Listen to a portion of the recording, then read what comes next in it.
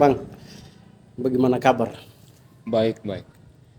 Kita baru berjumpa lagi jadi.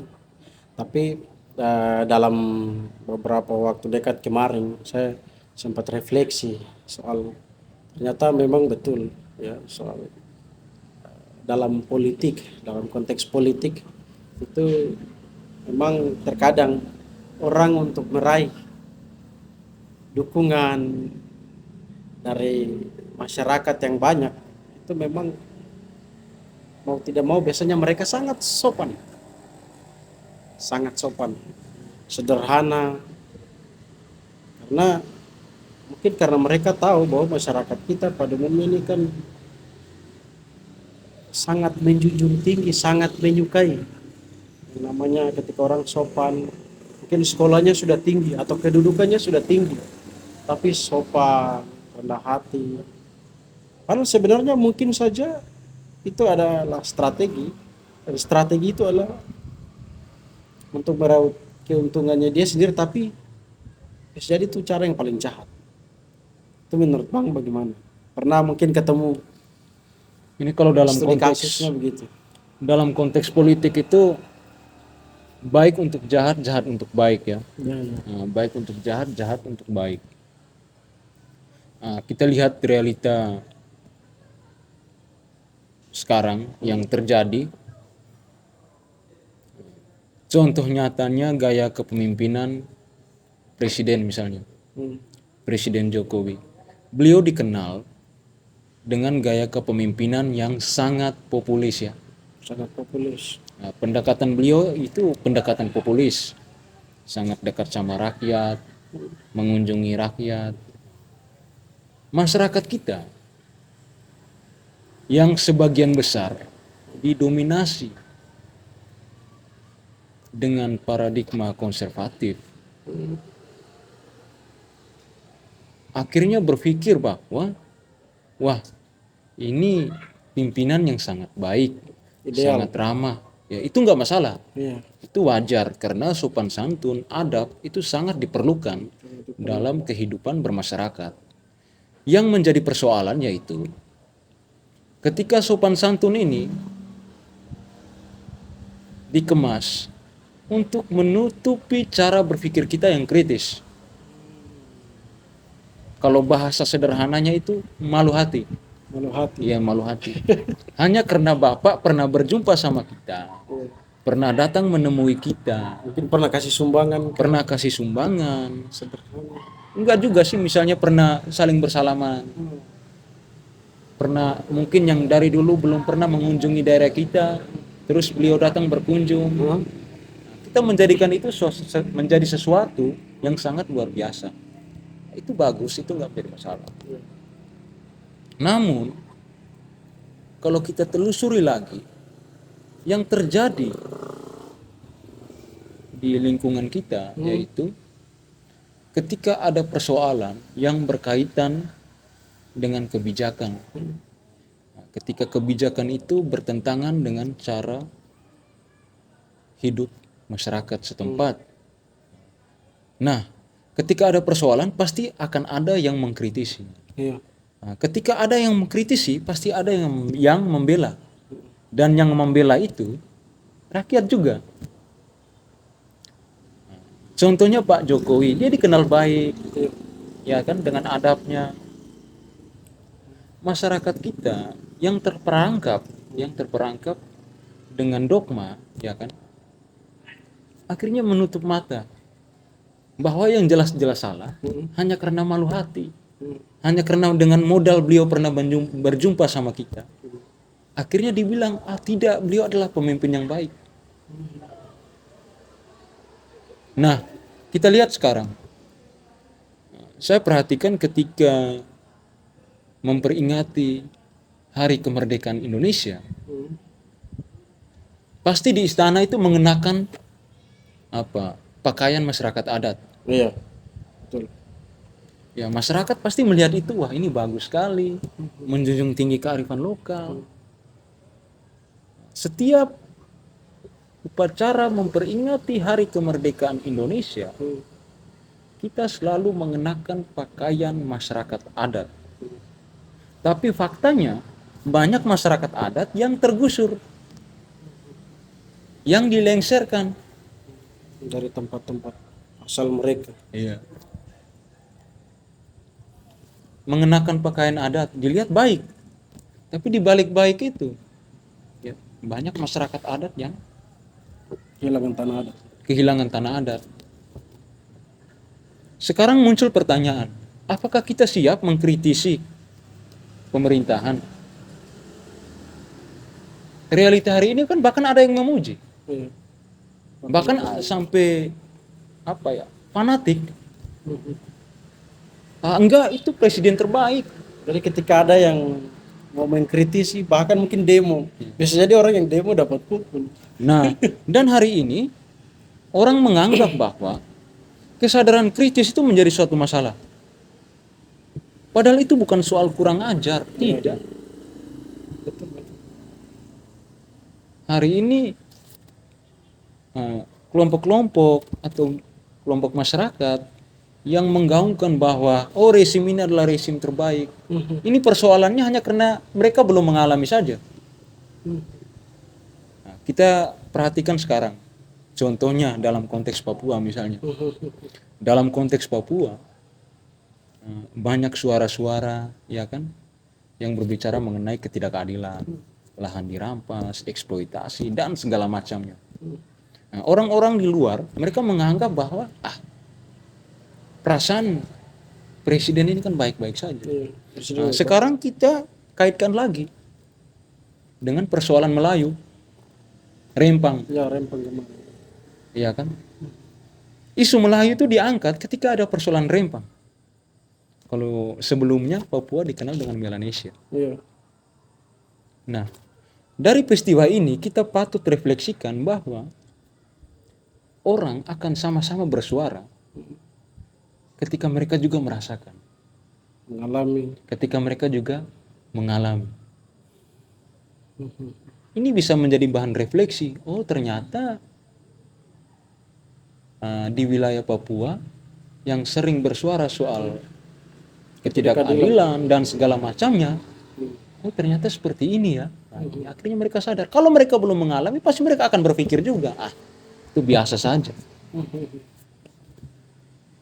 Nah, tapi itu sudah dampaknya juga kan, ya mungkin kemarin itu kan yang viral itu kan hanya masyarakat Melayu, tapi saudara-saudara yang lain itu juga tidak ikut bersuara. Padahal itu sebenarnya kalau mau direfleksikan kan sebenarnya itu masalah untuk seluruh masyarakat adat, bukan hanya orang saudara-saudara Melayu atau bukan hanya saudara-saudara Papua, bukan hanya saudara-saudara di Kalimantan kan. Gitu. Kita lihat aja konflik agraria ya, konflik agraria. Nah, keadaan yang mengacu pada konflik yang berhubungan dengan tanah banyak sekali di era pemerintahan ini.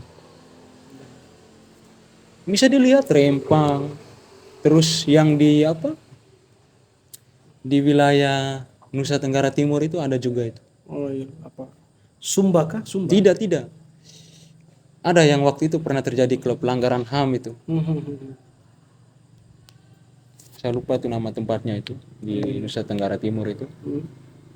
Itu sempat terjadi juga. Sama berarti dengan di Bovendigul sekarang Yang suku Auyu. Oh iya itu. Jadi berdasarkan data terakhir milik konsorsium pembaruan agraria mencatat ada 212 konflik agraria di tahun 2022. Iya. Dan ketika kita berbicara konflik agraria, pasti dominasinya berhadapan dengan masyarakat adat. Sebagian besarnya pasti akan berhadapan dengan Karena kan masyarakat adat. pada umumnya kan sebenarnya pemilik tanah-tanah, hak-hak wilayah di setiap pulau-pulau ini kan masyarakat adat. Tapi ya itu lagi, kita di Indonesia kan kita punya undang-undang tanah, air, bumi dan sebagainya dikuasai oleh negara dan dipergunakan sebesar-besarnya untuk kemakmuran rakyat. Nah, itu yang menjadi masalah. Masalah kita hari ini salah satunya itu budaya politik, budaya malu hati. Hanya karena Bapak bermodalkan karena sempat berjumpa bersama kita, datang mengunjungi daerah kita, Untuk makan sama-sama dengan kita. terus ketika beliau ada salah kita diam saja. Itu masalah juga sebenarnya. Padahal tuh sebenarnya ketika dia datang mengunjungi kita, itu kan sebenarnya adalah kewajiban. Kewajiban. Dan ketika kita mengkritisi seorang pemimpin, Itulah hak. Itu kita itu punya hak. hak. Bukan berarti kita membenci dia, Iya. tidak.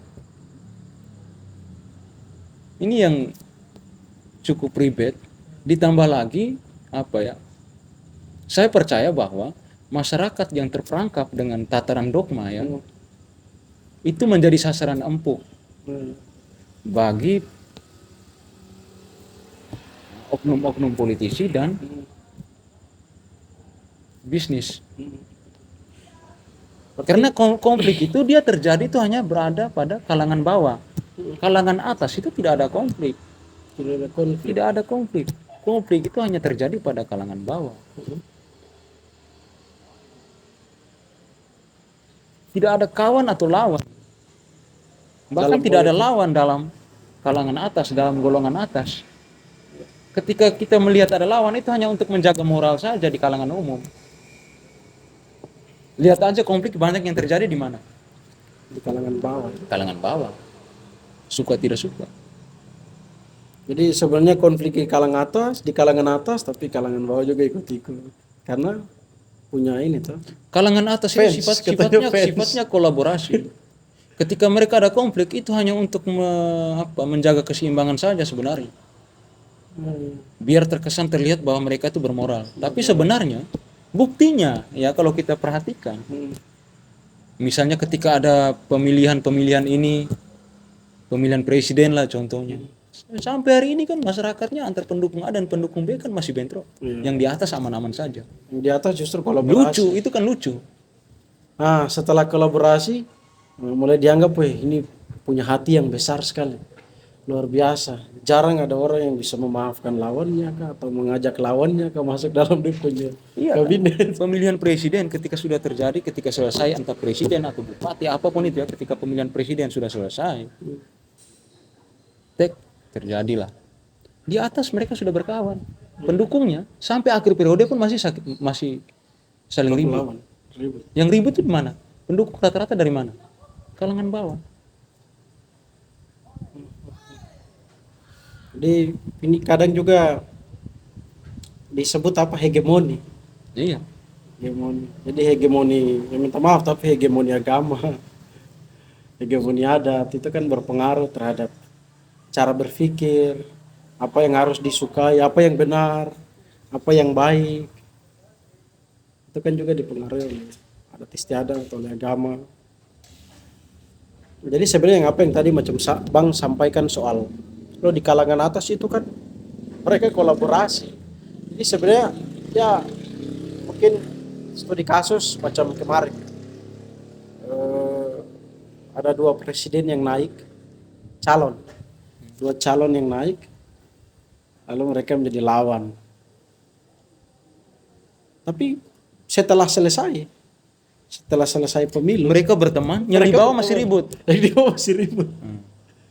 Dan yang di atas itu dianggap, wah ini punya hati yang besar. Luar biasa sekali.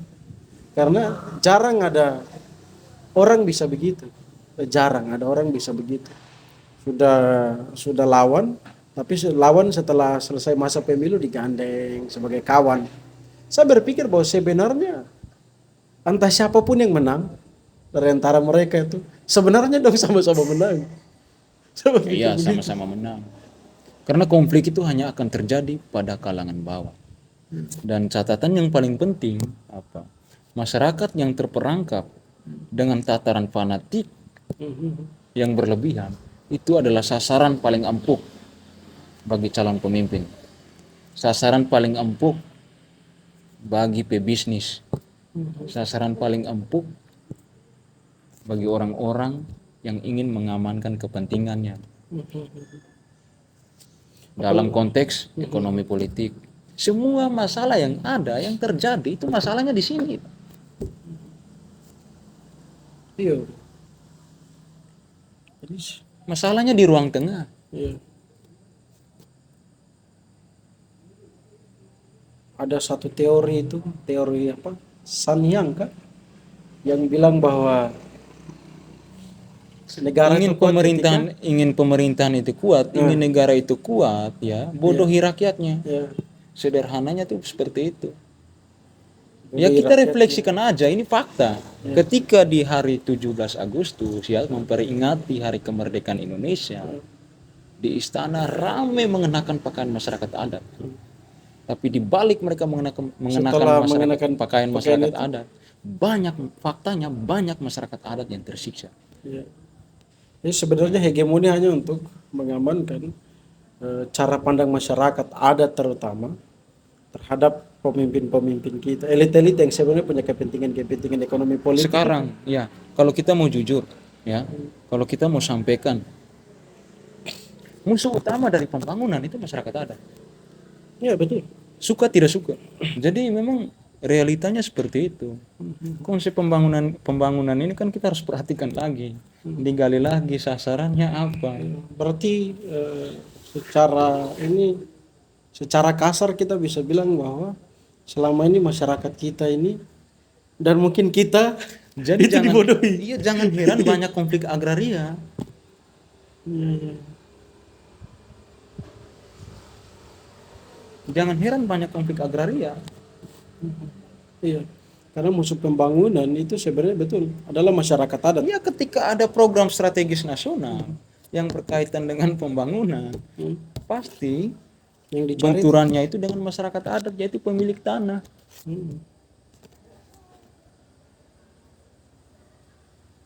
Ya, kalau jujurnya seperti itu. Jadi sebenarnya berarti kita bisa bilang bahwa sebenarnya ini masyarakat yang punya tanah itu mereka itu orang yang paling kaya. Mungkin tanpa sekolah mereka bisa kaya, bisa sukses. Karena kan kita bilang bahwa sekolah dulu baru sukses, padahal tanahnya banyak. Intinya poin utamanya itu sasaran dari pembangunan itu pasti dia akan berhadapan dengan masyarakat adat. Jadi jangan heran banyak persoalan agraria di situ.